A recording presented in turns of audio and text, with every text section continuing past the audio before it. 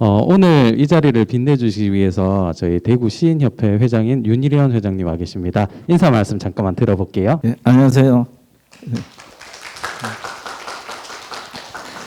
빛내기 위해서 온 게 아니고 시인협회와 우리 용학도서관이 공동으로 진행을 하기 때문에 오히려 저는 저기 계시는 우리 김상진 관장님, 우리 또 진행하시는 사회자분께 박수 한번 보내주십시오. 감사합니다. 사실은 감사할 분은 저분들입니다. 저는 최근에 저 나훈아가 테스 형님 가다시 대구가 와 이래. 특히 문학판이 왜 이래. 진실하게 산다는 것이 뭐고 남인데 해 끼치지 않고 신실하게 사는 게 무엇인가. 그리고 시란 무엇이고 시인이란 무엇인가. 그 점에 대해서 참 많은 생각을 하게 되었습니다. 창작도 사는 것도 자신의 문제지만 어떤 시인이라거나 문인이라거나 이런 하나의 그룹핑 될 때는 그 일반 사람들이 가지는 어떤 기대치가 있을 것인데 대구는 지금 어떤가. 너무 부끄럽다. 그런 생각을 합니다. 오늘 특별한 자리죠. 사실은 이달의 신 매달인데 2월에 문인수 선생님 이달이 아니고 7월에 끝냈고요. 우리 강용 총장님 지난달에 끝내야 되는데 또 이렇게 밀리고 이달의 신이 원래 2분밖에 못 모셨습니다. 그래서 빨리 끝나면 좋겠습니다. 저는 차를 대면서 은행나무를 보면서 이런 생각이 얼핏 들었습니다. 우리가 봄의 새싹은 힘차다, 예쁘다, 꽃보다 예쁜 잎 이런 표현을 쓰는데 가을에 단풍을 보고는 예쁘다보다는 곱다라고 하죠. 곱다. 그리고 잘 이리 주름이 가을에 새털구름처럼 아니면 이 가을 하늘의 구름처럼 곱게 늙으신 분을 우리가 곱다, 곱게 늙었다 이렇게 하죠. 저는 오늘 강 총장님의 그 이야기가 이가를 참 행복하게 해줄 것 같습니다. 그래서 가실 때 은행잎 한 잎씩 주워서 가십시오. 그리고 우리 강형국 총장님 오늘 청바지와 하늘이 아주 잘 어울리고 있습니다. 한번 눈여겨봐 주시기 바랍니다. 감사합니다.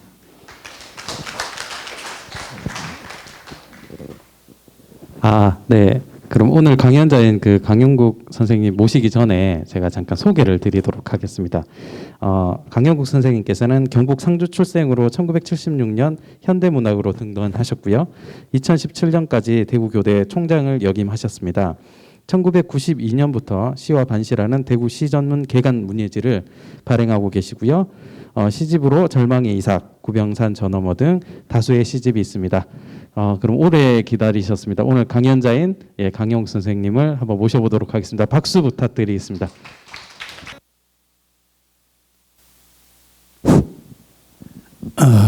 반갑습니다. 특히 이 자리를 기획해 주신 대구 시인협회 여러분, 그리고 이렇게 호젓한 장소를 마련해 주신 용학도서관 여러분 고맙습니다. 그보다 더 여기 이 10월 마지막 날 주말에 이렇게 찾아주신 여러분들, 특히 시 쓰는 분들, 또 제 곁에 있어서 따뜻한 곁이 되어 주시는 분들 많이 오셔서 참 좋습니다.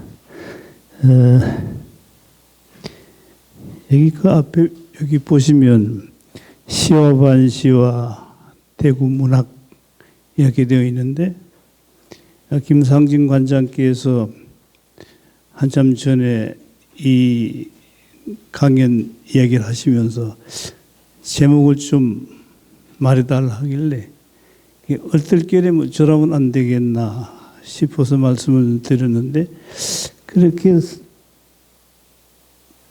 서고 날이 푹 좀 딱딱하고 재미가 없어서 여기 있는 것처럼 우리 어느 둑길에서 만나리 이런 이름으로 제가 파일을 준비를 했습니다. 우리 어느 둑길에서 만나리 하는 것은 제 스승이셨던 김춘수 선생의 시에 나오는 시 제목입니다. 그걸 차용을 했고, 그리고 부제로 먼 곳은 왜 그리운 먼 곳인가 입니다.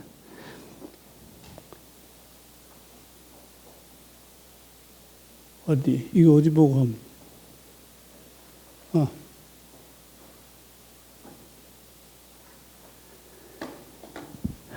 뭐 10월 마지막 날이니까 우리 지금도 기억하고 있어야 하는 잊혀진 계절이 생각이 나죠. 먼저. 여러분들은 지금 어떤 무엇을 기억하고 계시는지 모르겠는데 뭐 여러 가지 이 자리에 서서 생각을 하니 떠오르는 기억들이 참 많습니다. 그 중에서 저 먼저 이렇게 이 강자와 관련해서 떠오르는 기억을 말씀드린다면 25년 전 이맘때 제가 그 학교에서 문학 모임을 하면서 김춘수 선생님을 꼭 오늘처럼 이 초청 강사로 모셔서 이야기를 들었던 기억이 납니다. 그때 참 많은 사람들이 코로나가 없었기 때문에 방청을 해 주셨고 또 워낙 선생님의 그 문학적인 지명도가 높으신 어른이기 때문에 그 호응이 굉장히 컸죠. 근데 뭐 이 강연을 하시고 시간이 많이 지났는데 안 내려가실라 그래요. 이 연단에서 빨리 끝내야 될 만큼 시간이 됐는데 자꾸 질문을 하라 그러고 내가 언제 다시 또 올지는 모르는데 좀 더 있고 싶어 하는 그런 생각을 아주 노정하시고 했던 기억이 납니다. 그래서 생각을 해보니 그때 선생님의 그 연세가 지금의 저와 같았을 것 같아요. 그때 제가 40대 초중반이었으니까 뭐 그렇게 됐을 것 같아요. 그 선생님이 얼마나 그 외로우셨으면 그렇게 그 자리를 떠나고 싶지 않아 하셨을까 이런 생각이 들고 또 그때 왜 그 선생님께 조금 더 그 외로움을 들어드리기 위해서 내가 마음을 보태지 못했던가 하는 그런 아픔이 회환과 함께 이렇게 떠오릅니다. 그런 기억이 나네요. 그래서 생각을 해보면 우리 기억한다는 건 참 아픈 일인 것 같습니다. 기억한다는 건 아픈 일인 것 같습니다. 왜 그런가 하면 어떤 기억이든 그 기억 속에 일어난 사태는 모두가 다 얼마만큼의 후회가 남고 그 후회를 메꾸기 위해서 우리는 그 기억 속으로 되찾아갈 수 없기 때문에 그런 것 같습니다. 그리고 또 기억한다는 것은 참 외로운 일인 것 같습니다. 왜 그런가 하면 기억하는 사람은 기억되는 대상을 만날 수 없기 때문에 실질적으로 기억한다는 것은 어차피 외로운 일인 것 같습니다. 그러나 아프고 외롭다 하더라도 기억한다는 건 참 소중한 일인 것 같습니다. 기억이 없다면 사람의 삶은 어떤 걸까요? 껍질밖에 남지 않았을 것 같고 대단히 평면적일 것 같고 기억이 없다면 우리의 삶은 굉장히 도망난 단절된 삶일 것 같기 때문에 그렇습니다. 그래서 기억은 아프고 외롭고 그러나 소중하기 때문에 사람이 죽을 때 저 세상으로 갈 때 렛대의 강을 건너야 된다 그러는데 저 강의 이름이 망각의 강이라 합니다. 그러니까 이성에서 우리가 살았던 삶의 기억을 모두 이성에 두고 저성으로 가야 되는 그 기억에 대한 아픔과 외로움과 그러나 그 기억의 소중함에 대한 게 이 그리스 신화 렛대의 강에 용해되어 있는 게 아닌가 하는 생각이 듭니다. 정리해서 말씀드리면 기억으로부터 잃어버린 시간이 소환되고 또 소환된 기억이 체감되고 잃어버린 시간으로부터 먼 곳이 잠입하기 때문에 기억은 아프고 외롭지만 우리에게 참 소중한 것이다. 오늘 제가 드릴 이 강연의 이 키워드 중에 하나가 먼 곳인데 이 먼 곳이라고 하는 것은 요점적으로 정리하면 칼 융이 이야기하는 그 자기 실현과 같은 것, 본질적인 자기의 삶을 살 수 있는 시원의 공간, 현실로부터 훼손되지 않는 삶의 본질이 살아서 숨쉬는 그런 자장의 공간, 그렇게 정리를 해볼 수 있을 것 같습니다. 조금 전에 인사말을 하면서 우리 존경하는 윤일현 시인이 대구 문단이 왜 이래? 이런 이야기를 하시던데 왜 이럴까요? 대구 문단을 구성하고 있는 이런 사태를 만든 사람들의 의식 속에 이 먼 곳이 없기 때문에 먼 곳의 의미를 체감하지 못하기 때문에 먼 곳으로부터 유리된 어떤 세속되고 훼손된 삶의 굴레 속에 살고 있기 때문에 대구가 왜 이래? 이런 게 아닌가. 그럼 여기 그런 데 대한 정확한 정보가 없는 분들은 뜬금없이 대구가 왜 이래? 대구 문단이 왜 이래? 뭔가 무슨 소리인지 의아해 하실 수도 있겠는데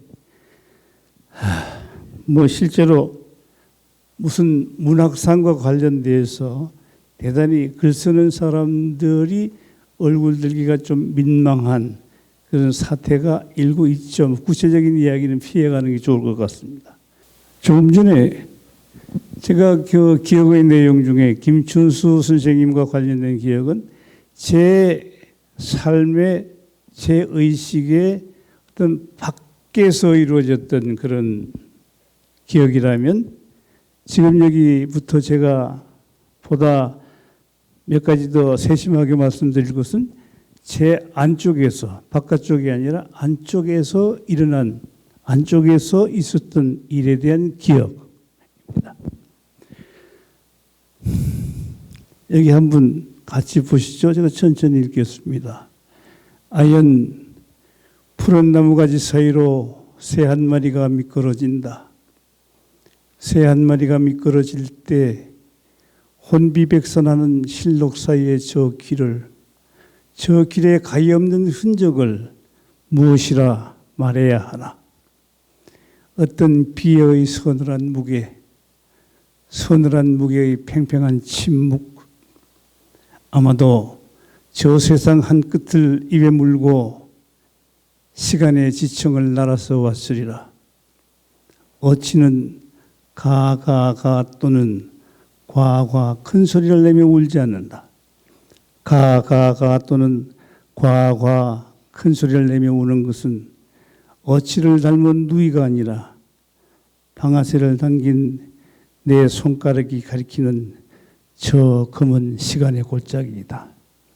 저 검은 시간의 골짜기로 표명하고 있는 제 아픈 기억, 그 기억의 주인공인 젊은 날에 죽은 내 누이 동생에 대한 기억, 그 아픔.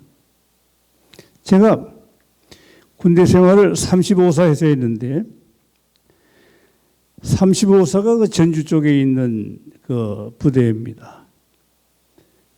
거기 제가 제대 말년에 김제 금산사가 있는 그 모악산 오피에서 근무를 했는데 거기에서 겪었던 몇 가지 체험이 1976년에 어느 사이코에 추억하는 텔레파시 하는 작품, 그게 제 추천 작품이 되었습니다. 그런데 제대를 하고 나서 지내는데 한동안 그 모악산이 자꾸 꿈에 나타나요. 꿈에 나타나서 이제 무슨 머리를 정리하고 싶은 때가 있으면 그 모악산을 여기 참 멀긴 하지만 찾곤 했죠.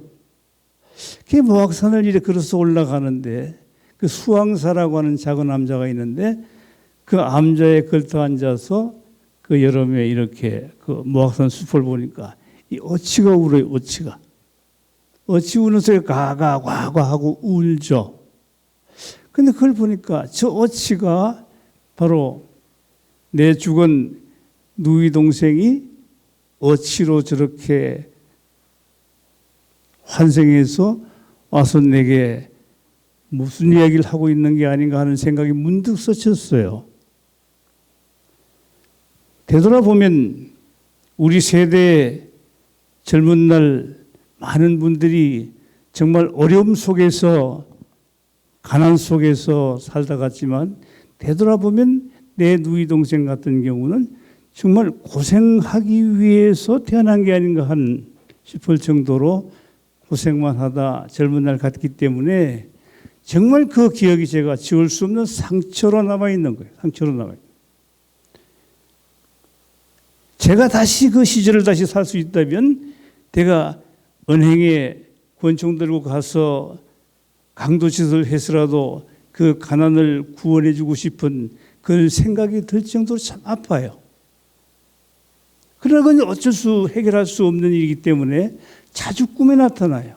죽은 누이 동생도 나타나고 뭐 하여튼 그 날들의 어떤 그 기억들이 너무 제게 아프게 찾아오죠. 참 기억한다는 건 아픈 일인 것 같아요. 왜? 해결할 수 없기 때문에. 또 그때 내가 조금 이럴 걸, 왜 그때 이런 걸 몰랐을까 하는 생각들, 그런 것들 때문에 너무 정말 기억한다는 것은 아픈 일인 것 같습니다. 예, 검은 시간의 골짜기, 검은 시간의 골짜기.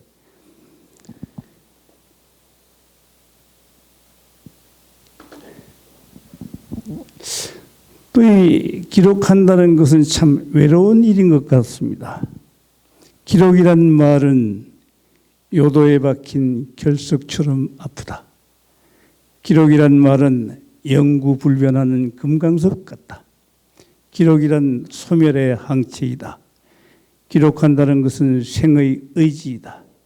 그러나 기록에 대한 기록한 사람의 지분은 아주 적다. 금강석은 단단해서 시간을 비끼고 그 빛은 찬란해서 천지를 비추나 한 시절의 주인은 이미 그곳에 없다. 기억하는 것에 가장 구체적이고 확실하고 그 기억을 고착하기 위해서 연구하기 위해서 하는 행위가 기록하는 행위이고 또 책을 만드는 일일 것입니다. 그러나 우리가 책으로 기록을 해두고 또 그 기억을 오랫동안 영구불변한 소멸의 어떤 금강석처럼 만들어둔다 하더라도 그 기록의 주인은 이미 가고 없을 것이기 때문에 그런 것을 이것저것 생각한다 그러면 참 기억한다는 것은 이렇게 외로운 일이 아닌가 하는 그런 생각이 듭니다.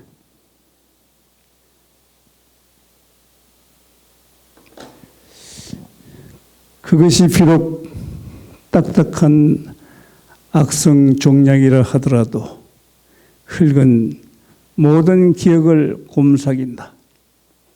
곰삭은 기억은 뿌리를 내리고 가지를 뻗고 꽃을 피우고 열매를 단다. 곰삭은 기억으로부터 우리는 하나이고 곰삭은 기억으로부터 숲은 향기롭고 곰삭은 기억으로부터 세계는 가볍다. 이게 기억의 가치인 것 같습니다. 그래서 기억이 소중한 것 같습니다. 기억이 있으므로 우리는 세계와 연결될 수 있고 기억이 있으므로 우리는 이 기억 속에 문학적인 상상력이 뿌리를 두어서 우리가 원하는 이미지를 찾고 문학 작품을 얻는 그런 결실의 바탕이 흙처럼 싹을 틔우는 그런 소중한 의미를 갖는 게 기억이 아닌가 하는 생각이 듭니다.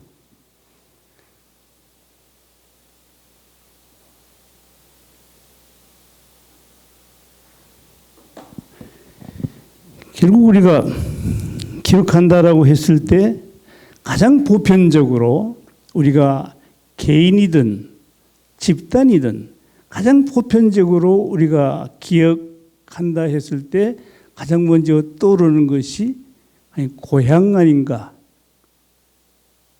어떤 기억의 원형, 기억의 아키타입이 결국 고향 이미지로 표상되는 게 아닌가 하는 생각이 듭니다. 여기 보면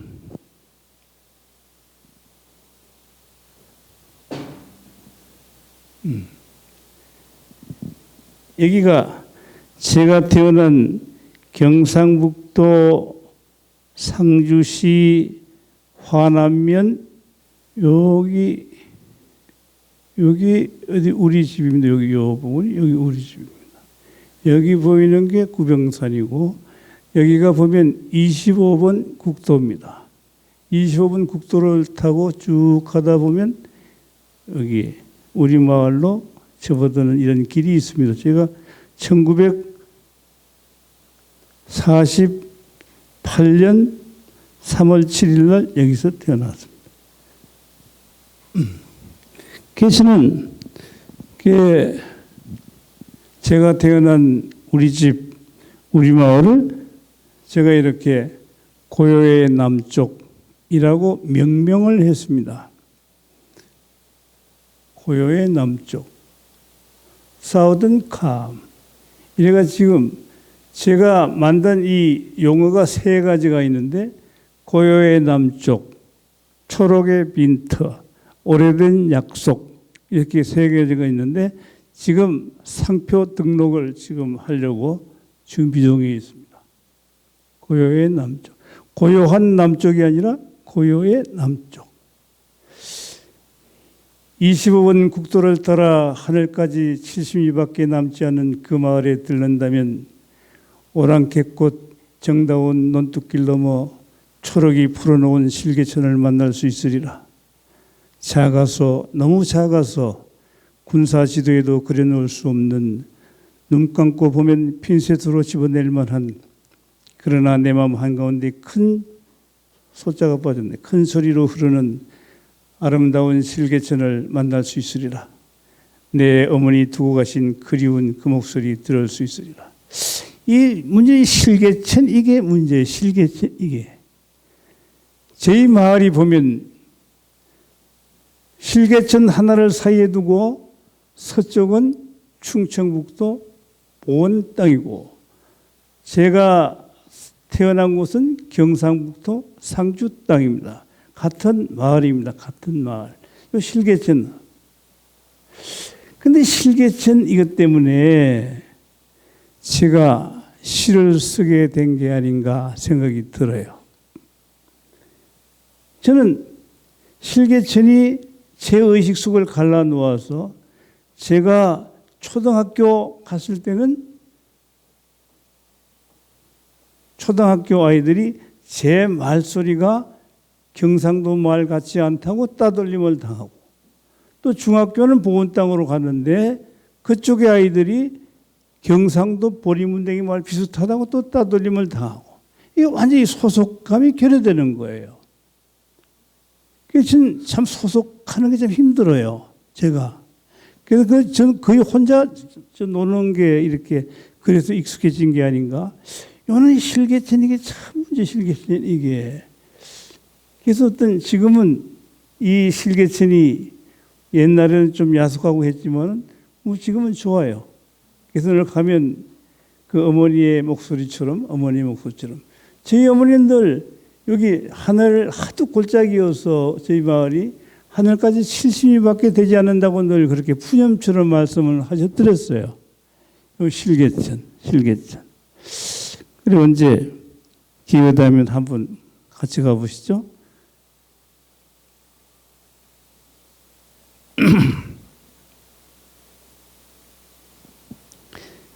그 지금은 2004년에 돌아가셨으니까 벌써 16년이 지나갔는데 저희 어머니는 그때 보면 꼭 이런 분 이미지가 자꾸 떠올랐어요. 어머니들이 이제 가끔 대구에서 어머니 뵈러 갔다가 이제 떠날 때는 어머니를 혼자 남겨두고 오시는데 그 우물가에 앉아서 이렇게 그릇을 씻고 어떤 헛된 일을 하시는 그 어머니 모습이 마치 이렇게 마침내 어머니는 혼자 남아 하나님을 만나게 될 것이다.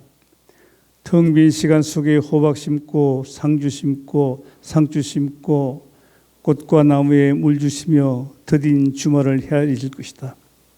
삶은 바람 부는 대로 구름 떠도는 대로 꽃이 피는 대로 그냥 사는 것이다. 그대의 언어는 구름, 바람 그리고 꽃의 언어다. 누군가 철학적인 질문을 한다면 그대 이렇게 대답하라. 아침은 먹었나요? 그러면 그릇을 씻으세요라고.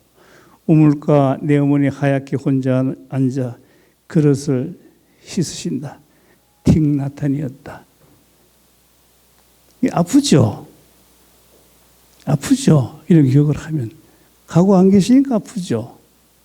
또 그 어머니는 얼마나 이 세계 속에서 외로우셨을까? 또 내 외로움이 그 어머니의 삶의 투사가 돼서 정말 이렇게 기억한다라고 하는 것은 참으로 아프고 외로운 일인 것 같습니다. 여기가 우리 집 앞산 이 호두나무는 이제 쓰러져서 죽고 없고, 여기 이제 이 우리 밭에 가는 제 밭에 가는 길가에 피어 있는 찔레꽃. 이게 제가 시골집 제 서재 캄캄한 저녁에 우리 집 시골집 마당이었습니다. 여기 제 유년의 공간이죠. 여기 제 어머니의 삶의 터전이죠. 우리 가족들의 그 가난한 서사가 여기 숨쉬고 있는 곳이죠. 이런.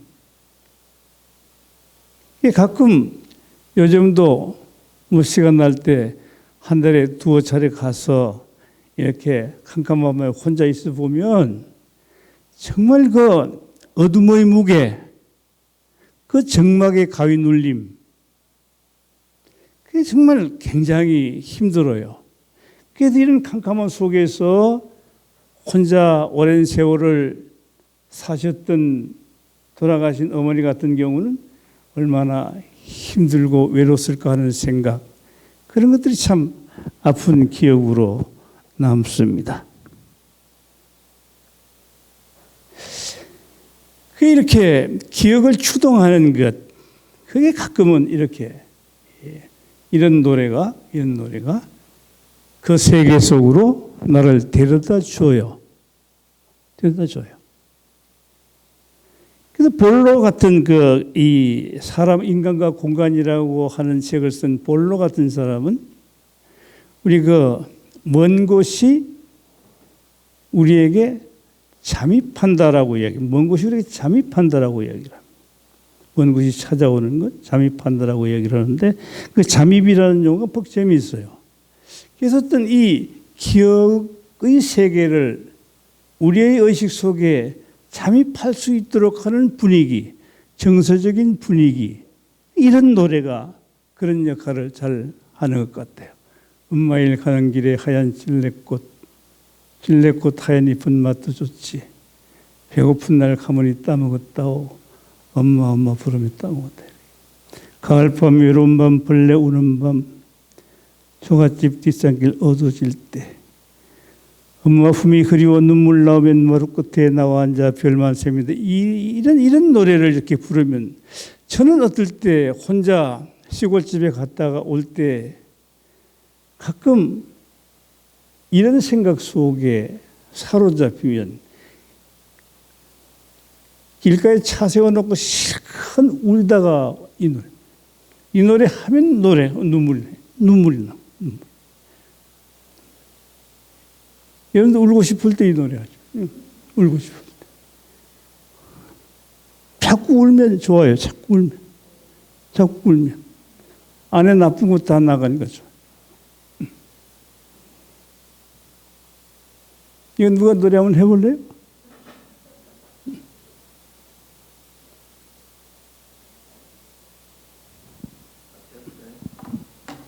같이 해볼래?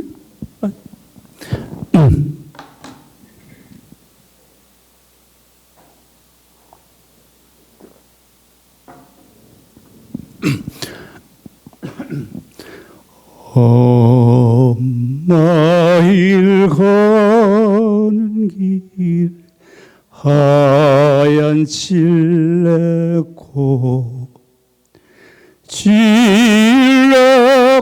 하얀 잎은 맛도 좋지 배고픈 날 가만히 따먹었다오 엄마 부르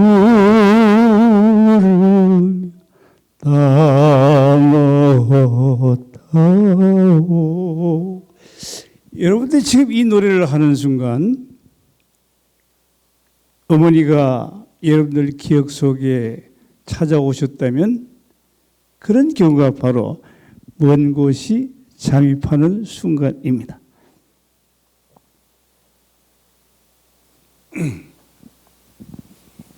자, 기억 속의 풍경 다시 몇 조각을 보시죠. 내 어머니 원족 떠나시고 밤 12시 등에 업혀 호박잎에 내리는 빗소리 듣는 동안 하얀 고무신 홀로 남으시고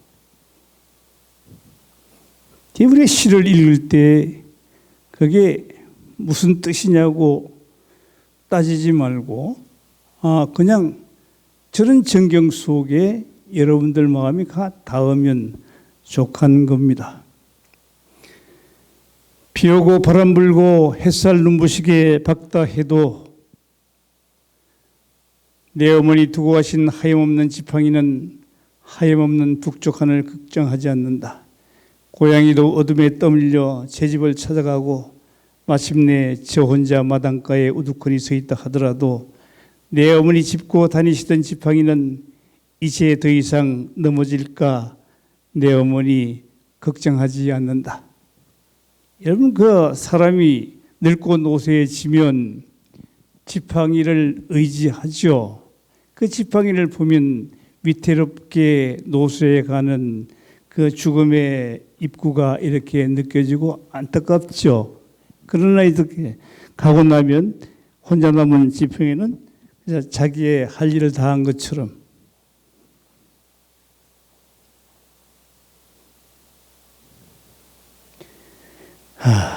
지팡이는 이제 더 이상 넘어질까 내 어머니 걱정하지 않는다. 이런 표현을 해놓고 내가 꽤 잘했네 이런 생각 스스로 하죠. 다시 우리 먼 곳에 대해서 좀 이제 정리를 좀 해보면, 먼 곳이란 뭔가?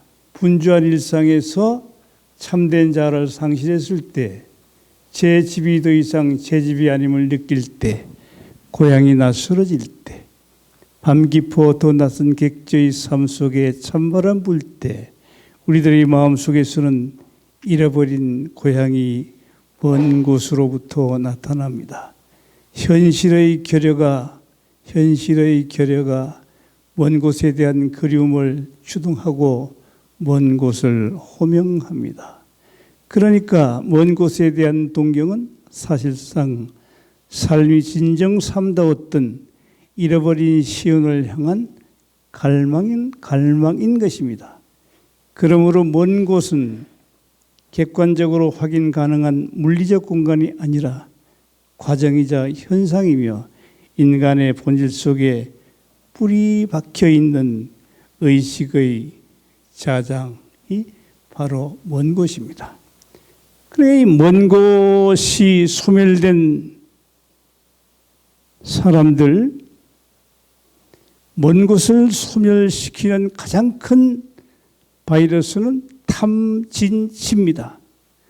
욕심, 탐, 진, 분노, 치, 어리석음, 탐진치.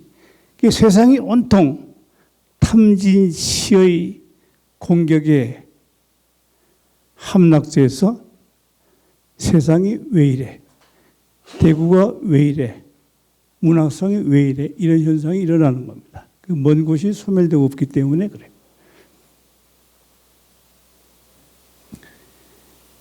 이걸 좀 더 이제 문학적으로 좁혀서 먼 곳에 대한 개념을 정리해 보면, 이젠이라고 하는 젊은 시인이 있는 것 같은데, 어느 책에 보니까 이렇게 쓰고 있어요. 쓰이길 바라며 숨어 있는 장소, 시간과 공간을 덧입은 구체적인 장소이기 이전에 하나의 이미지로서, 하나의 이름으로서 다시 또 되풀이하여 펼쳐지는 겹과 겹의 얼굴과 몸짓과 목소리로서 시간과 공간을 초월해 거기에 있는 것, 초월해 있으므로 어디에도 있고 어디에도 없는 곳, 무의식의 차원에서 따라다니는 곳, 문학이라고 하는, 마전이라고 하는 자기가 태어난 공간을 이렇게 이재니가 이야기를 하고 있습니다. 바로 이재니가 이야기하는 이 마전이라고 하는 장소, 이게 제가 생각할 때는 먼 곳의 다른 이름인데, 제게는 그 마전과 같은 것이 바로 이 구병산입니다. 그럼 지금부터 여러분들을 구병산으로 잠깐 모시겠습니다.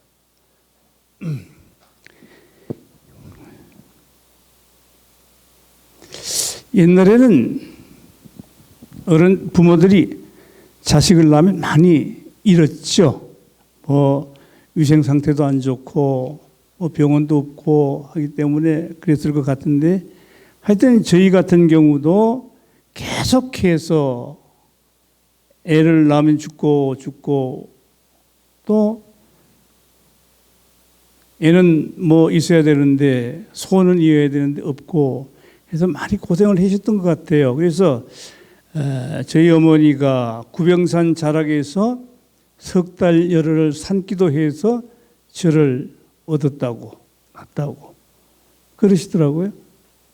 그래서 이제 애는 낳으면 죽고 하니까 이제 살기도 싫고, 우리 어머니가 굉장히 그 남성성이 강했어요.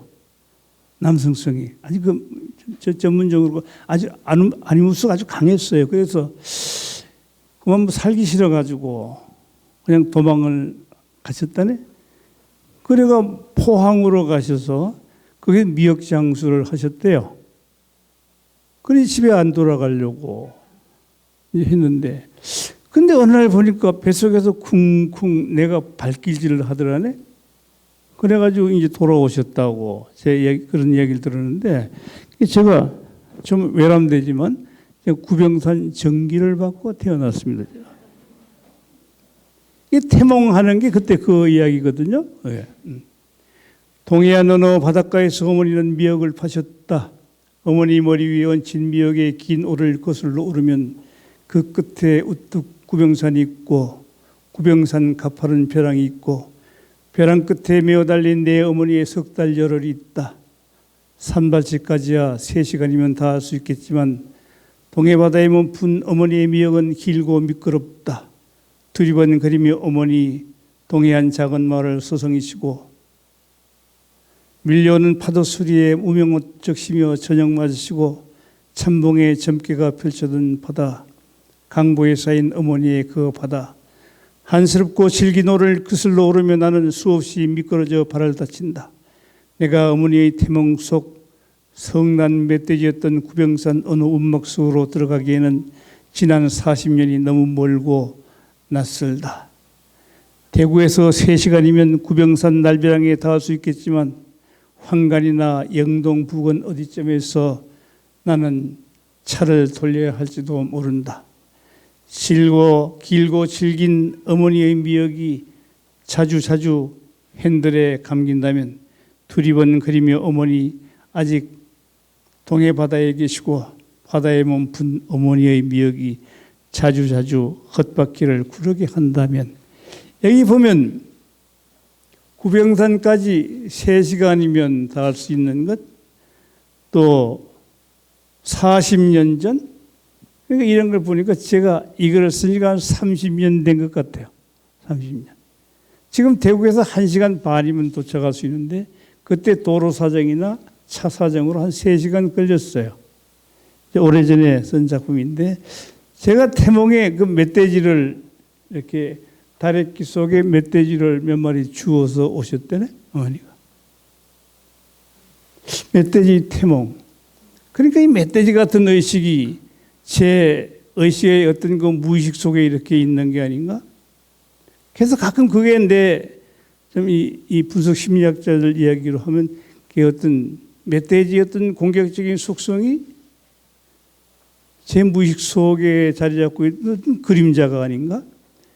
그래서 가끔 내가 뜻하지 않게 공격적으로 뭔가 이렇게 파괴하지 않으면 못 견디는 이런 성격을 다스리려고 가끔 깜짝깜짝 애쓰는 것이 아닌가? 그런 생각을 하죠.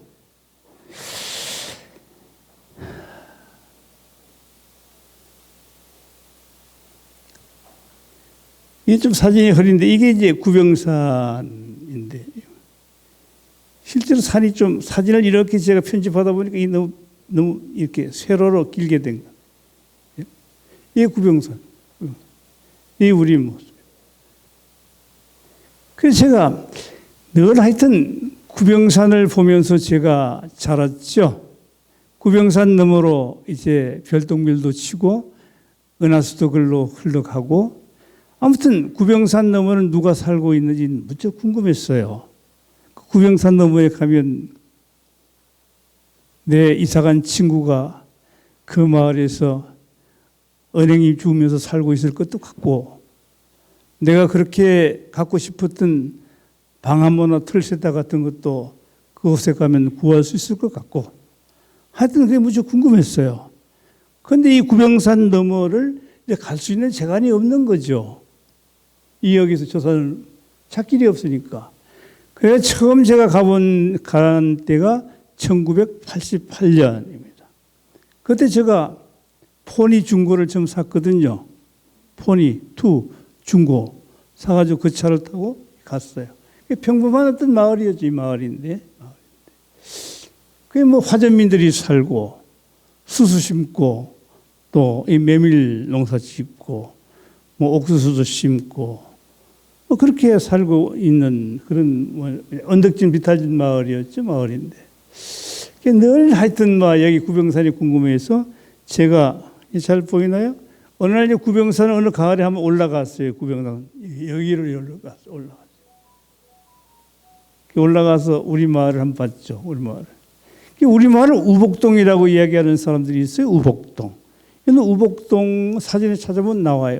소의 어떤 배의 지도를 놓고 보면 소 배에 해당하는 그 지점, 그 전쟁도 피해가고 어떤 화가 없대는 그런 복받는 그 명당지, 이 명당이라고 일러진 곳, 그게 우리 마을이 우복동이라고 굳게 믿고 있는 사람들이 있어요. 그게 무슨 뭐 증명할 길은 없지만, 그래서 여기서 보니까 참 그 마을이 그렇게 평화롭고 아름다울 수가 없는, 그래 그날의 기억을 제가 잊을 수가 없습니다. 이게 구병산입니다.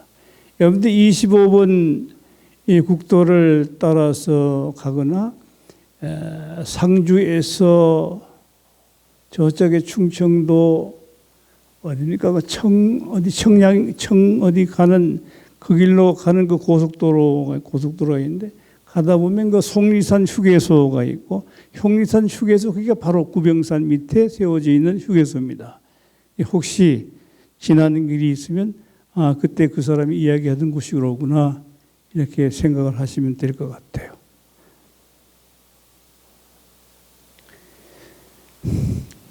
조금 이제 먼 곳에 대한 개념을 넓혀서 보면 우리 그 죄와 벌, 도스토옙스키 죄와 벌, 그러면 이 마지막 구절에 보면 먼 곳은 인간에게 사랑을 끼워주고 자유의 참뜻을 알려주고 새로운 현실에 눈뜨게 해주는 이런 어떤 공간인 것 같아요. 이 소냐는 이 주인공의 고독한 자아가 감방을 벗어나 요새를 넘어 강 건너 먼 곳을 보게 하죠.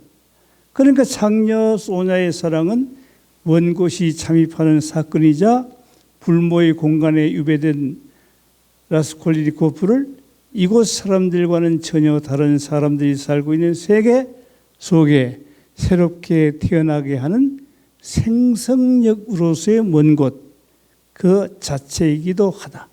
먼 곳이라고 하는 것은 이렇게 새로운 세계를 만나게 해주는, 새로운 삶이 영위되는, 감옥이라고 하는 폐쇄되고 유리되고 소외된 지옥의 상태로부터 벗어난 어떤 세계, 그런 것이 먼 곳이 아닌가 하는 생각이 듭니다.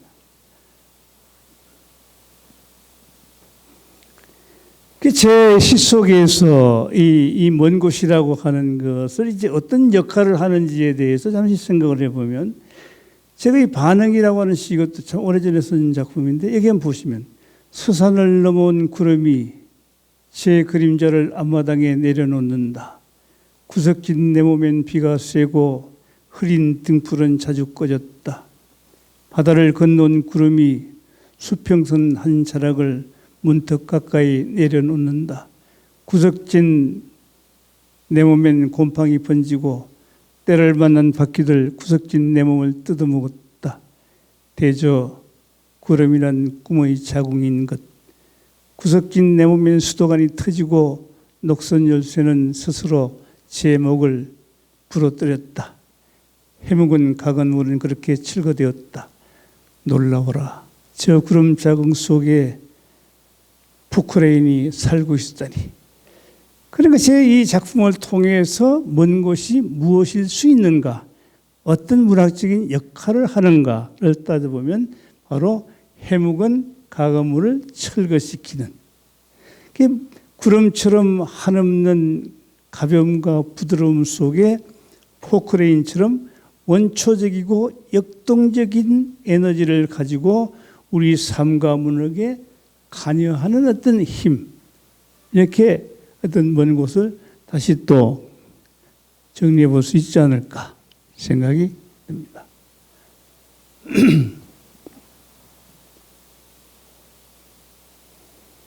멀어서 갈 수 없고 갈 수 없어서 먼 곳에 대한 그리움은 인간의 특히 시인의 본질 깊숙이 자리 잡은 삶의 방식이기도 하다.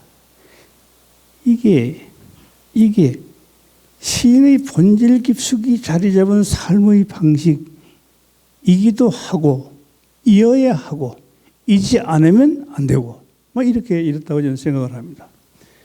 그러면 어떻게 우리는 먼 곳에 이를 수 있을까요? 먼 곳 살기와 먼 곳 되기를 통해 그럴 수 있으리라는 게 제 생각입니다. 살기는 현실적인 실천이고 되기는 정신적인 조응입니다. 먼 곳은 걸어서 찾아가는 곳이 아니라 살기와 되기를 통해 먼 곳에 이르는 것이라는 게 제 판단입니다. 그것은 지리적 공간이 아니라 과정이며 현상이기 때문에 그러합니다. 그래서 제가 그러면 나는 어떻게 먼 곳을 살았는가? 나는 어떻게 먼 곳을 살았는가? 내가 먼 곳을 산 증거는 뭔가? 증명할 수 있는 물증은 뭔가? 그게 굳이 제가 이야기해야 된다면 저는 이 시와 반시를 만드는 것이라고 말할 것 같습니다. 말할 수밖에 없을 것 같습니다. 이것밖에 별로 없으니까요. 그 조금 전에 앞서서 우리 시와 반시 창간 25주년 통건 100호를 기념하는 그 동영상 우리 주성희 선생 오셨나요? 이거 만들어 주셔서 한번 같이 보셨는데 사실 저는 시와 반시가 정말 문학의 본령을 지키는 우리가 문단에 만연되고 있는 그 의식 글쟁이들의 의식 속에 깊이 또아리 들고 있는 욕심과 분노와 어리석음, 탐진치가 스며들지 않는 그런 어떤 문학적인 공간이 문학적인 어떤 생성의 어떤 자장이 될 수 있으려고 그런 어떤 잡지를 만들려고 노력을 하고 있습니다.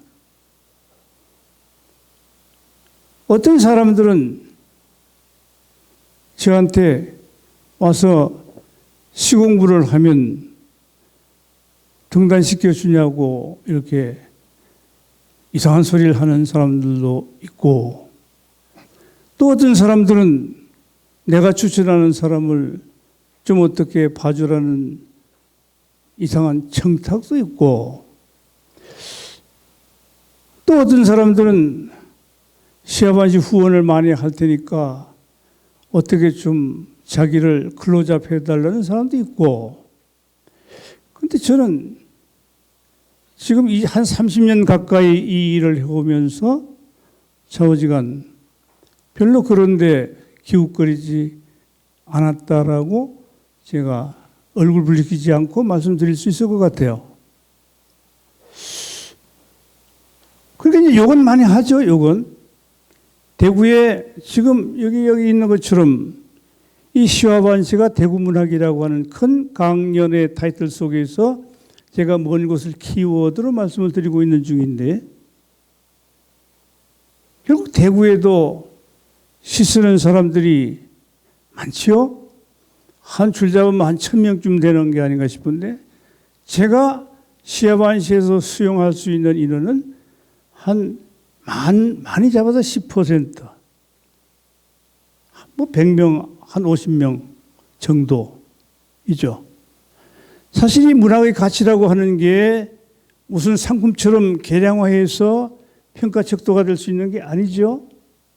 다 정성적인 평가이고 주관적인 평가일 수밖에 없는데 그러니까 다 지잘났는데 그게 나는 문학 잡지를 만드는 사람의 편집자의 안목에서 필요한 수준의 필요한 성격의 시인들의 작품만 청탁하고 수록을 하는데 그렇지 않은 관계없는 또 청탁을 받지 못하는 90% 이상의 대구에 터잡고 있는 사람들은 얼마나 불쾌할까요? 얼마나 기분 나쁠까요? 얼마나 미울까요? 얼마나 망하기를 바랬으면 할까요? 실제로 처음에 시와 반시가 1992년 가을에 이맘때 창간이 됐어요. 그때 실제로 문학 잡지 100년사에 서울이 아닌 지방 도시에 거점을 둔 전국 상대의 본격 문화는 한 건도 없습니다. 모두가 서울에. 그 시를 쓰면 작품이 생산이 되면 독자에게 가서 독자가 소비를 해야 되는데 어떤 이 가게가 있어야 되고 마케팅 할 수 있는 이 다리가 있어야 되는데 그게 바로 문학 잡지가 하는 역할이잖아요. 그 시인들은 작품을 생산을 해도 독자인 소비자에게 갈 수가 없는 거죠. 유통 다리가 없으니까. 그저 뭐 서울이 있으니까. 이게 서울 편집자들이 오면 그러니까 이제 식사 대접을 하고 거기에 이제 로비 잘하는 사람들은 지면을 얻고 또 로비 못하는 사람들은 또 소외가 되고 이게 이제 뭐 말이 아니죠. 말이 아니죠. 이게 그 당시에 야간 통행 금지가 있었잖아요. 그게 서울에 뭐 유명 잡지의 편집자가 오면 쭉 따라다니는 겁니다. 따라다니가 막 술 못 먹는 사람도 계속 술 마시다가 화장실에 가서 토하고 와서 또 먹고 또 하고 별짓을 다 하는 거예요. 그럼 이제 그런 사람들은 작품이 발표되는 거예요. 그런 사람들이 정말 먼 곳을 살고 있는, 먼 곳을 의식 속에 가지고 있는 시인들의 태도일까요? 저는 아니라고 생각합니다. 탐진치 속에서 사로잡힙니다. 그런 사람들이 문단에 이제 득세를 하니까 이게 정말 자존심 있는 시인들에게는 견디기 힘든 일이죠. 지금 다시 그때가 온다면 저는 이 짓을 못할 것 같아요. 그때 40대 초반이었기 때문에 아직 뭐 내일이 많이 남은 것 같고 뭐 뭐든지 할 수 있을 것 같아서 이제 시작을 했죠. 여러분 왜 잡지 100년사에 대구에는 지방도시에는 하나도 문예 본격지가 없었을까요? 힘드니까. 제일 힘든 것 중에서 제일 큰 게 돈이니까. 돈 드니까. 두 번째 힘든 게 어떤 인물난이니까, 인력이니까. 힘든 거죠. 그래서 1992년에 들컹 이제 시와 반시를 창간을 했죠. 뭐 참 힘들죠. 이게 창간 당시에 우리 힘을 보태준 아까 김경옥 여사도 아까 오신 것 같은데 아무튼 그때 뭐 그렇게 시작을 했어요. 그러니 이제 어떤 사람들은 우리 문단에 서울 사람들 모시기 잘하는 사람들은 이제 시와 반시가 잘 되면 안 되는 거예요.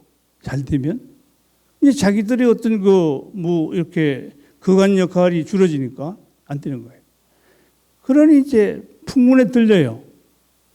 시와 반시가 1년 동안 계속 창간된다면 될 것 같으면 내 손가락에 장지지겠다 이래. 장지지겠다 이래. 30년이 돼도 장지지다는 소리는 안 들리고 그래서 그때 그 당시에는 세계 무슨 라디오나 TV 기자들이 이렇게 궁금하니까 인터뷰를 했어요. 뭐 시와 반시 창간 1주년 되고 2주년 되면 그래서 제가 큰소리 땅땅 쳤죠. 1년 지난 뒤에 시와 반시가 망하기에는 때가 늦었다. 큰소리 쳤죠. 뭐 죽는 소리 해봤자 뭐합니까? 이왕 시작한 거, 오기로 시작한 거. 그래서 저희가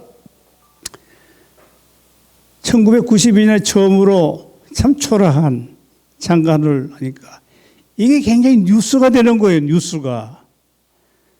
그 이듬해 돈은 있으나 문화적인 컴플렉스를 대구에 가진 부산 사람들이 그냥 있을 수가 없는 거죠. 그래서 시와 사상하는 잡지를 창간했어요. 또 영남 지방에서 내니까 저착의 호남 지방 사람들이 그냥 있을 수 없는 거죠. 그 시와 사람이라는 잡지를 창간했어요. 또 육지의 사람들이 그러니까 섬 사람들이 그냥 있을 수 없는 거죠. 그 제주도에서 다청이라는 잡지를 창간해요. 또 대륙에서 하니까 강원도 사람들이 그냥 있을 수 없죠. 그 시와 세계라는 잡지를 또 창간해요. 또 대전에서 시와 정신이라는 잡지를 창간해요. 그러니까 시와 반시는 결국 지역 문단의 자립, 지역 문화의 자치하는데 어떤 도화선, 출발점이 됐다라는 것은 하여튼 뭐 팩트죠. 역사적인 팩트죠. 그러니까 내가 박경리, 박완서 같은 사람은 어떤 책에 보니까 그 사람이 살다간 삶의 공적은 어떻게 알 수 있냐? 그 사람이 떠나간 뒤에 빈 자리가 얼마나 어떻게 보이느냐에 따라서 그 사람 삶의 공과가 평가된다라고 하던데, 있으나 마나 하면 뭐 있으나 마나 살다 간 사람 아닐까요? 그런데 제가 죽고 나면 여러분들은 제가 없는 빈자리를 무엇으로 기억을 하겠습니까? 저는 아마도 내가 어느 날 눈 감고 나면 어떤 지역의 부업란에 한 두 줄 쓸 때 시화반시 바행인이자 주간 뭐 살다 갔다 이랬을 것 같아요. 그러니 어쩌면 저는 뭐 이시 골골 말하면 길어요. 저 우리 이동욱 선생 내가 이렇게 강의 이렇게 자료를 주니까 2시간 해야 되는데 선생님 이거 너무 짧아가지고 그 앞에 그 동영상 좀 미리 보이고 하는 게 안 좋겠냐고 해서 그렇게 됐는데, 제가 시아반시 얘기만 해도 제가 막 한나절 할 수 있어 얘기하려면. 그러면 뭐 이상할 거잖아요. 재미도 없고, 그죠?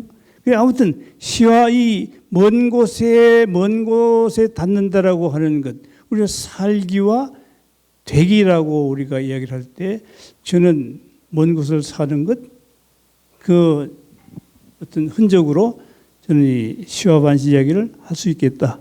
이렇게 또 들어 지자랑 같다라고 인득이셨다면 이해해 주시길 바랍니다. 그럼 대기는 뭐냐? 대기는 어떻게 하냐? 제가 요즘 분석 심리학자 칼 융을 많이 읽고 있어요. 그래서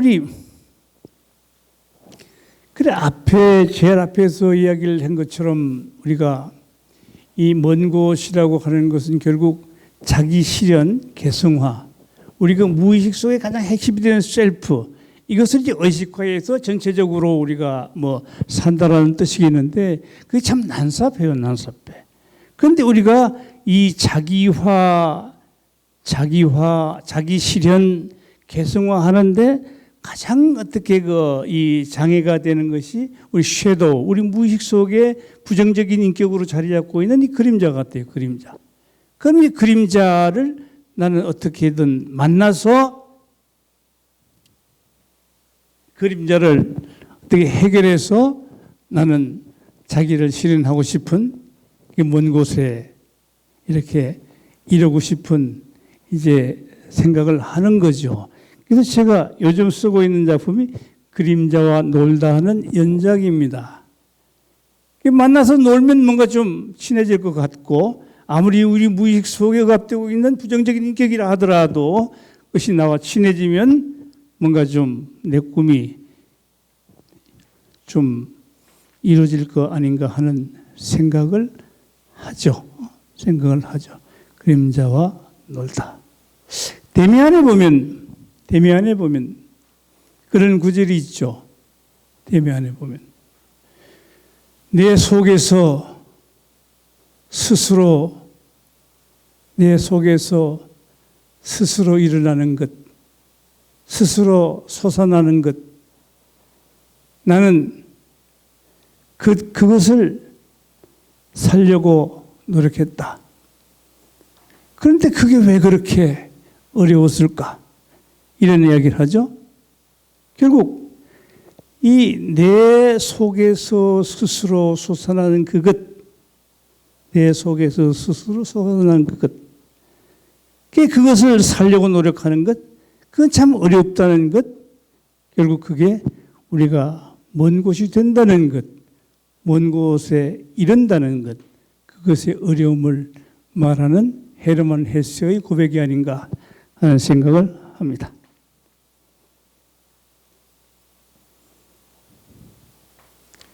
이건 제가 창간 100급 기념할 때 이렇게 만든 찍은 사진입니다. 이거 사진 제가 찍었어요, 이 사진. 이거 100호 기념 표지입니다. 어디 강원도 저쪽 평창 쪽에 가니까 무슨 조각공원이 있던데 그 조각공원에 보니까 이 사진이 아주 이렇게 이 큰 이렇게 건물 위에 난간에 이렇게 바다를 향해서 사람이 이렇게 서 있더라고. 멋지더라고. 이걸 내가 찍어와가지고 표지로 썼죠. 멋지잖아. 백호기념으로. 백호기념.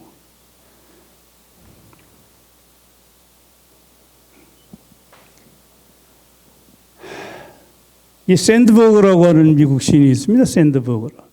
이 사람이 시를 이렇게 정의를 해요. 시는 물오리가 날아가는 땅금이 깃드는 하늘이다. 이렇게 정의를 합니다. 시를 시 쓰듯이 정의를 하고 있는 거죠. 그래서 왜 물오리냐? 왜 땅금이 깃드는 하늘이냐? 왜 날아가는 상태냐? 뭐 이런 것을 또 분석적으로 설명하려고 하면 오래 걸려요. 근데 여기서 우리가 이 물오리가 날아가는 땅금이 깃든 하늘의 이 철새의 상태, 이 상태가 이 정비의 상태 같아요. 정비. 우주의 리듬에 몸을 맡기고 하늘을 나는 철새. 이 정비. 바로 그 순간이 먼 곳을 사는 먼 곳에 이른 상태가 아닌가. 이 철새가, 조그만 철새가 이 자기가 도래지를 향해서 날아갈 때 사막을 건너고 큰 산맥을 넘고 바다를 건널 때 그냥 어떤 상태에서는 그 우주의 리듬 속에, 그 기운 속에 그냥 날개를 맡기고 가만히 그 날고 있는 상태. 그래서 난다 그러죠. 그게 바로 이 정비입니다. 정비. 바로 이런 상태가 이렇게 가벼워진 상태가 탐욕과 분노와 어리석음이 탐진치가 완전히 거세되어 있는 그런 가벼움의 상태가 우주와 내가 하나 된 상태가 바로 이 먼 곳에 이런 그런 상태가 아닐까. 먼 곳에 사는 상태가 아닐까 하는 생각이 드는 거죠. 정비. 이 탐, 진, 치. 이게 이제 문제죠. 우리 생명을 형성하고 있는 도학에서 이야기하는 정기신이 있는데 이 정기신이 조화롭게 생성돼서 건강한 생명을 이렇게 유지하도록 못하도록 제어하는 것이 탐진치입니다. 이 탐욕, 분노, 어리석음. 세상이 왜 이래? 왜 그래요? 탐진치 때문에. 대구가 왜 이래? 탐진치. 코로나가 왜 이래? 탐진치. 이런 것에 대한 근본적인 해결 없이, 이 문제에 대한 근본적인 번민 없이 우리가 근본적으로 코로나 팬데믹으로부터 해방될 수 있을까요? 난 불가능하다고 생각합니다. 아무리 백신이 개발된다 하더라도 또 다른 코로나가 나타나서 우리를 공격할 것입니다. 인간의 탐욕이 이 자연을 해쳤고 인간의 어리석음이 소유욕을 가치의 지장으로 생각을 했고 그런 어리석음들이 모여서 우리가 살고 있는 이 오늘의 사막화된 세상, 정신도 그렇고 사람의 관계도 그렇고 자연 환경도 그렇고 대구 문단도 그렇고 이상화 문학상도 그렇고 그런 거 아닌가. 탐진치 때문에. 그 참으로 욕심, 그 참 어리석음, 분노 이런 것들이 정비를 방해하는 먼 곳을 가로막는 우리들의 현주소가 아닌가에 대한 근본적인 성찰을 정말 뼈아프게 하지 않는다면 우리의 삶은 정말 참 힘들 거다 하는 생각을 떨칠 수가 없죠.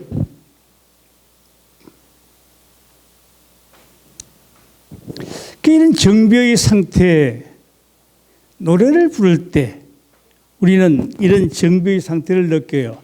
여러분 노래 부르면서 막 욕심나고 노래 부르면서 막 이렇게 막 화나고 이런 거 없잖아요. 혁명가를 부른다 하더라도 우리는 뭔가 숭고한 의식을 갖게 돼요. 여러분 왜 트로트 열풍이 그렇게 안방을 우리들의 의식을 사로잡고 우리를 위로할 수 있을까요? 임영웅이라고 하는 한 무명 가수가 어떻게 이략 정말 문화적인 영웅이 될 수 있을까요? 그게 어쩌면 노래의 힘이고 그 노래의 가치, 노래하는 순간 우리는 탐진치로부터 벗어난 그 순간을 우리가 살게 해줬던 그렇게 우리는 코로나가 방콕시켜서 뭔가를 하여튼 번민하게 해줬던 그 순간과 맞아떨어져서 그런 현상이 일어난 게 아닌가 하는 생각을 합니다. 상주에서 제가 무슨 이와 비슷한 이야기를 하는데 상주 유지 한 분이 제가 그래 노래를 자꾸 해야 된다. 노래를 어떤 사람은 자꾸 낭독을 해야 된다라고 이야기를 하는데 하여튼 노래를 자꾸 해야 되는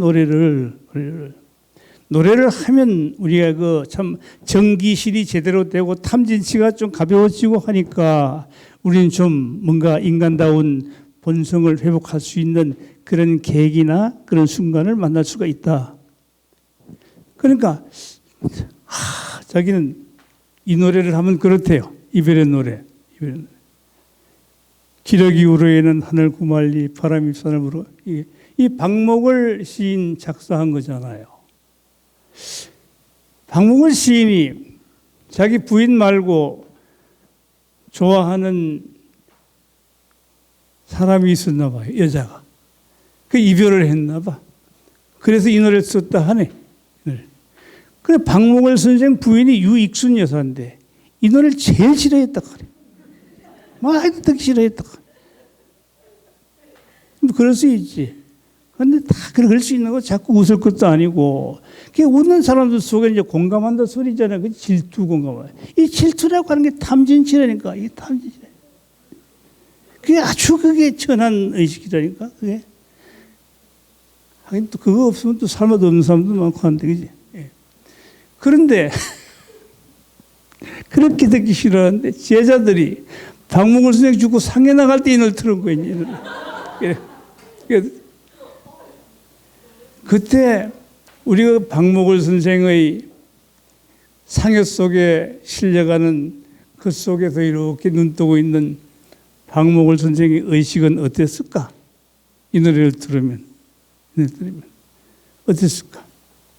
그게 나는 부인의 희생보다 이 노래 속에 난 박목월 선생의 영혼은 정비했다고 생각하는 거죠. 정비했다고.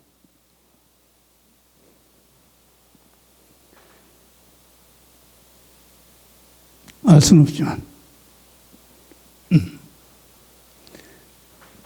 언제나 그런 것은 아니지만 어떤 노래는 그 노래를 부르는 동안 본 곳을 체험하게 합니다. 제 경우 내가 힘들고 지칠 때 당신이 나를 일으켜 세워준다는 이 노래를 부를 때 저는 정비하는 느낌, 본 곳에 이런 느낌을 받습니다.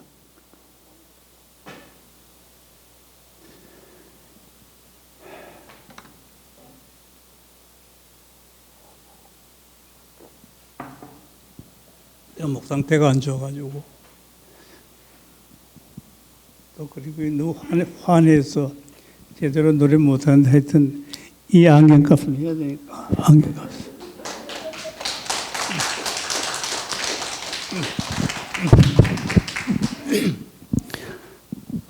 여러분도 하여튼 이 순간이 짧지만 먼 곳 체험 정비의 순간을 맛보시면 좋겠습니다. When I'm down and oh my soul so weary, When trouble come and my heart wouldn't beat, then I am still ready in the silence till you come and see the war with me. You raise me up so I can stand the mountain. You raise me up to walk on the stormy sea. I am strong when I'm on the shoulders. You raise me up to more than I can be.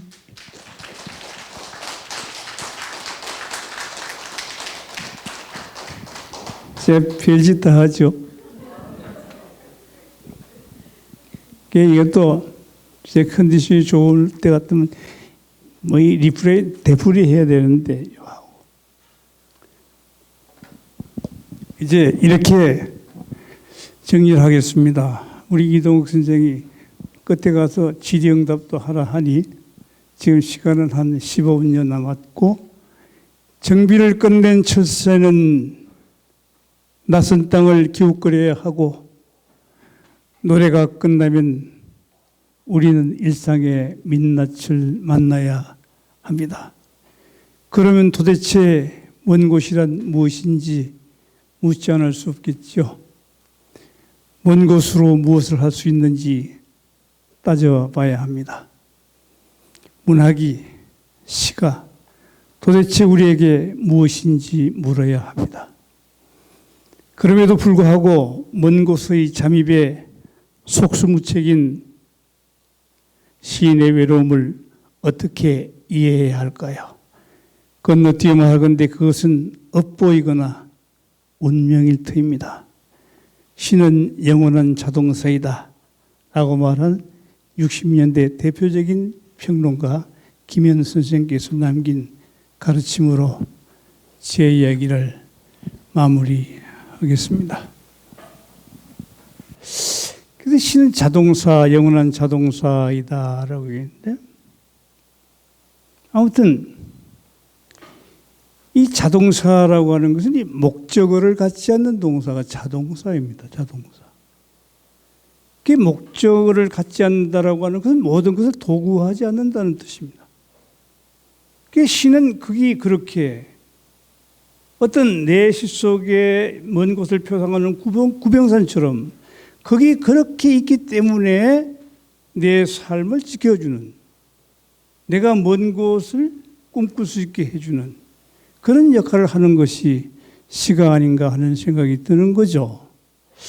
아무튼 그렇게 시는 그런 거고, 글쎄 제가 너무 이렇게 갈라진 이야기를 두서없이 해서 대구 문학과 시와 반시의 어떤 이야기가 뭐 얼핏 짚혀졌을 뿐이어서 좀 아쉬운 생각이 들고, 또 우리 어느 둑길에서 만나리 하는 이 타이틀이 여러분들에게 어떤 의미로 가닿았는지 잘 모르겠지만 여러분들이 짧지 않은 시간 경청해 줘서 고맙다는 말씀을 드리겠습니다. 질문 받죠. 반갑습니다. 저 아까 융의 말씀을 하셨는데요. 그 융은 그림자를 자아의 또 다른 어두운 형제라고 이렇게 표현을 했는데, 그림자 중에는 그 부정적인 그런 어두운 그림자가 있고, 그것을 이제 융의 이론에 따르면 그것은 우월한 그림자로 이렇게 변화 발전할 수 있다라고 했는데요. 그럼 선생님은 그것을 변화 발전해서 자기 실현을 하는 것을 이제 시 창작, 시를 통해서 그렇게 변화 발전할 수 있다고 생각을 하시는지요? 네, 지금 이 칼 융을 읽고 있는 중이라서 제가 잘 몰라요. 분명하게 이제 대답드리기는 어려운데, 물론 이제 그림자는 대체로 그 부정적인 인격으로 이야기를 하지만 그것이 부정적인 역할만 하는 게 아니고 우리가 어떤 창조적인 에너지가 될 수 있다는 이야기도 하고 있는 것 같아요. 있는 것 같은데 그 질문이 제가 그림자를 통해서 어떤 시쓰기를 통해서 어떤 내 먼 곳되기에 대한 그런 실현을 이렇게 가능하다고 생각하느냐라는 질문이신 것 같은데 잘 모르겠어요. 뭐 그래 한번 해보는 거죠. 해보는 거고. 요컨대 제가 이제 확실하게 드릴 수 있는 말씀은 제 이제 마지막 시집은 그림자와 놀다 하는 시집이 될 거고 그쪽에서 뭔가 하여튼 내가 꿈꾸었던 내 문학적인 화두인 먼 곳에 대한 문제를 한번 짚어보고 싶은 그런 생각은 가지고 있죠. 뭐 여러분 그덕 고맙습니다. 아무튼 오늘 이 용학도서관에서 우리가 함께 했던 이 10월 마지막 주말 오후가 여러분들에게 늘 잊혀지지 않는 하나의 먼 곳이 될 수 있으면 좋겠다 하는 그런 기대를 가져봅니다. 고맙습니다.